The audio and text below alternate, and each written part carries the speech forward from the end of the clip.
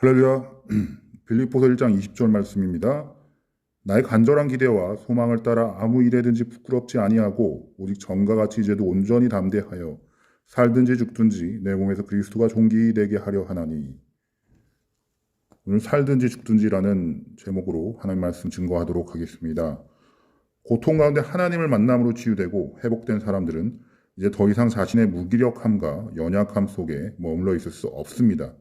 신실하신 하나님의 사랑 안에서 고난이 내게 유익이라고 고백하는 사람들은 이제 더 이상 살 수도 죽을 수도 없는 것이 아니라 살든지 죽든지 오직 예수 그리스도만이 우리 안에서 존귀케 되어질 수 있도록 우리의 전부를 하나님께 헌신할 수 있어야 합니다. 왜냐하면 하나님께서 우리를 치료하시고 말할 수 없는 은혜와 사랑과 새 힘을 부어주셨기 때문입니다. 이제는 오직 그리스도만이 우리 삶의 목적이 되는 것입니다. 이때 우리는 우리의 만족과 유익을 위해 가지려 했던 모든 것을 버리고 하나님을 알아가는 것이 가장 귀한 것이라고 고백할 수 있습니다. 참된 헌신의 모습은 바로 이러한 것입니다. 우리는 때때로 하나님께 헌신했다고 나의 삶을 평생 주님께 의탁했다고 고백하면서도 여전히 우리의 것을 붙잡고 있을 때가 많습니다. 또한 나의 기대와 소망이 무너지고 기대하지 않았던 상황과 환경이 닥쳐오게 되면 하나님을 사랑하고 경외하는 마음이 무뎌지고 우리의 믿음과 헌신도 잃어버리게 됩니다. 그리고 하나님을 원망합니다. 그러나 참으로 하나님을 신뢰하고 고난이 내게 유익이라 고백할 수 있는 사람은 오로지 주님만을 위해 전부를 드리게 됩니다. 그럼에도 불구하고 감사할 수 있는 사람이 됩니다.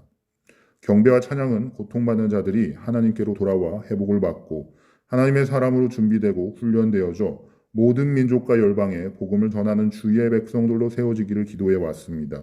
지난 10년 동안 경배와 찬양 사역을 통해 절망하고 삶을 포기했던 사람들이 하나님을 만나 소망을 품고 새롭게 삶을 시작하는 일들이 수없이 많이 있어 왔습니다.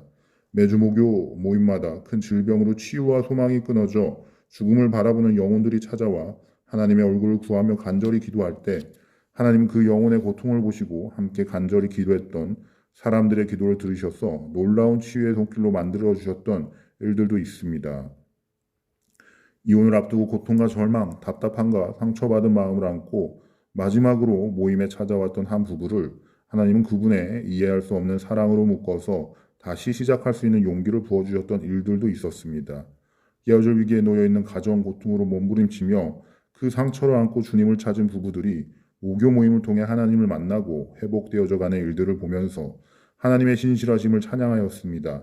그리고 하나님을 알았다가 주님의 뜻을 저버리고 세상 속에서 살다가 소망을 잃어버리고 완전한 절망에 빠져 삶을 포기한 사람이 모교 모임에 와서 하나님의 임재하심을 체험하고 새로운 삶을 살기로 결단하는 일을 통해 하나님께서는 잃어버린 그 한 영혼을 위해 경배와 찬양을 일으키셨음을 다시금 확인하면서 모임을 섬기는 한 사람으로서 하나님의 인도하심과 역사하심에 감사를 드렸습니다.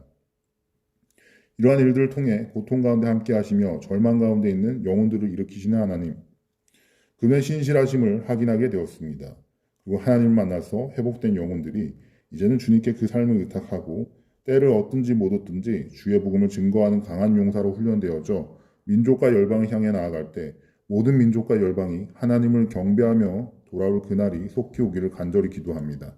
이를 위해 이 시대에 수많은 영혼들이 이제는 죽을 수도 살 수도 없는 그리고 갈 수도 멈출 수도 없는 길에서 아파하는 것이 아니라 살든지 죽든지 내 몸 안에서 오직 그리스도만 존귀히 되게 하려 하노라라는 고백을 할 수 있게 되기를 기도하며 신실하신 하나님을 찬양합니다. 아멘.